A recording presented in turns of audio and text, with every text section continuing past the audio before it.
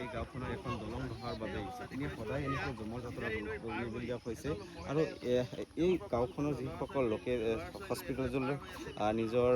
ৰোগীসকল লৈ যাবলগীয়া হয় চাঙত বান্ধি নদী পাৰ কৰিবলগীয়া হয় সদায় এটা দুখ লগা পৰিৱেশ আৰু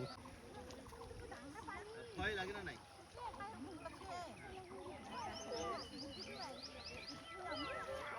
কি হ'ব আপুনি স্কুললৈ মহিলাসকল আহি আছে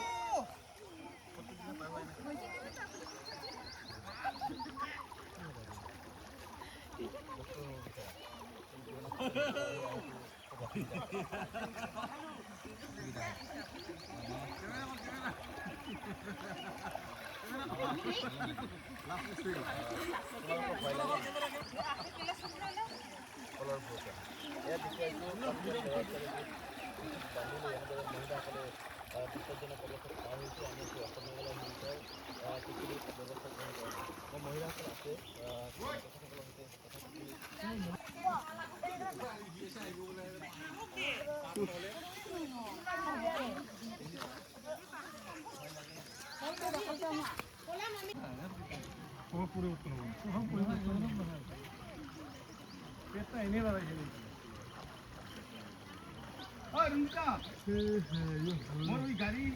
এখন দরজাত ভিড় আছে তো এখন সিঙ্গেল ভাড়াটা আছে নয় আগর সিটতে তোর সাইডত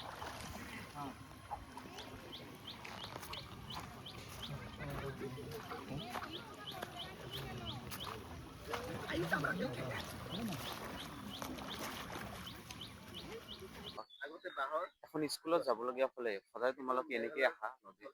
এনেকে আহিব লগা হয় আৰু কি কৰিম বানপানীৰ সময়ত স্কুল যাব পাৰা নাপাৰো স্কুল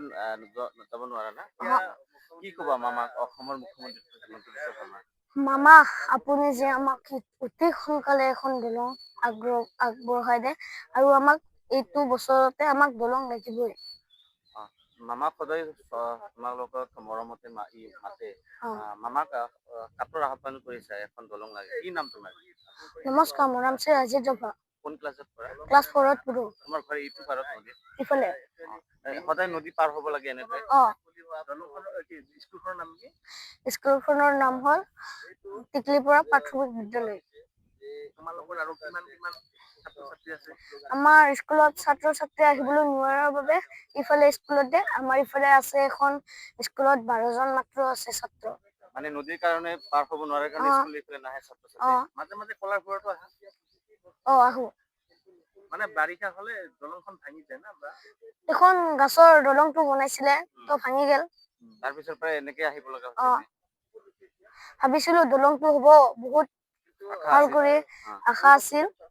তো হিমন্ত মামাই যে অনুৰোধ কৰি যে নিদিলে এই বছৰে তো মামা আমাক দলং দিবই লাগিব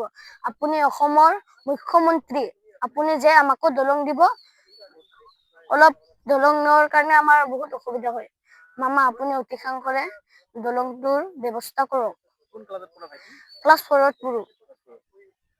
এটা সোশ্যাল মিডিয়াত ভিডিঅ' বনাইছিল আপোনাৰ দেউতাৰ মৃতদেহ চাঙত লৈ যায় নদী পাৰ হৈছিলে এই ভিডিঅ' যথেষ্ট ভাইৰেল হৈছিলে আৰু গাঁওখনৰ এটা গুৰুত্বপূৰ্ণ সমস্যা হৈছে এখন দলং যাৰ ফলত ছাত্ৰ ছাত্ৰীসকলে বেগ মূৰত লৈ পানীত টিকি আহিব লগা হয় কি ক'ব অসম চৰকাৰক অসম চৰকাৰে আজি ভাৰত স্বাধীন হোৱাৰ পিছৰে পৰা আমাৰ ইয়াত কোনো ধৰণৰ উন্নয়নৰ আচলতে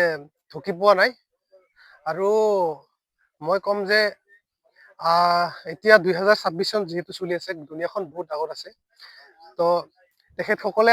আমাক নজৰ দিব লাগে আৰু আমাৰ ৰাস্তা ঘাট যিবোৰ দুৰৱস্থা এইবিলাক দূৰ কৰি দিব লাগে যেহেতু